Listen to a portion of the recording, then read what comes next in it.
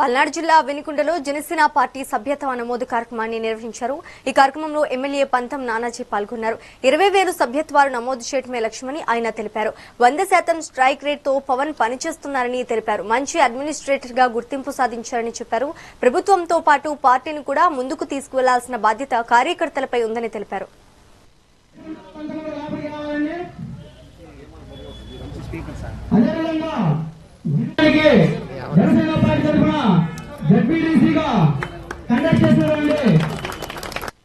ఒకటైతే చాలా స్పష్టంగా చెప్తా ఉన్నారు పవన్ కళ్యాణ్ గారు, మనం ఈ కూటమి 10-15 ఏళ్ల పాటు కొనసాగుతుంది. ఈ కూటమిలో ఒక కుటుంబం అన్న తర్వాత చిన్న చిన్న మనస్పర్ధలు తప్పకుండా వస్తూ ఉంటాయి. ఒకవేళ కూటమి లేకపోయినా జనసేన పార్టీ ఒకటి ఉన్న జనసేన పార్టీలో కూడా ఒక 2-3 గ్రూపులు ఉంటాయి. 2-3 రకాలుగా ఒకరినొకరు విమర్శించుకుంటూ ఉంటుంటారు. అంతే, అది రాజకీయాల్లో జరిగే ప్రక్రియ అది.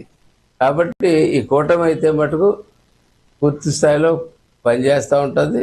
అలాగే ఇవాళ చంద్రబాబు నాయుడు గారు ముఖ్యమంత్రిగా ఉన్నారు. కొంతకాలం పోయిన తర్వాత పవన్ కళ్యాణ్ గారు ముఖ్యమంత్రి అయ్యే అవకాశం రావచ్చు.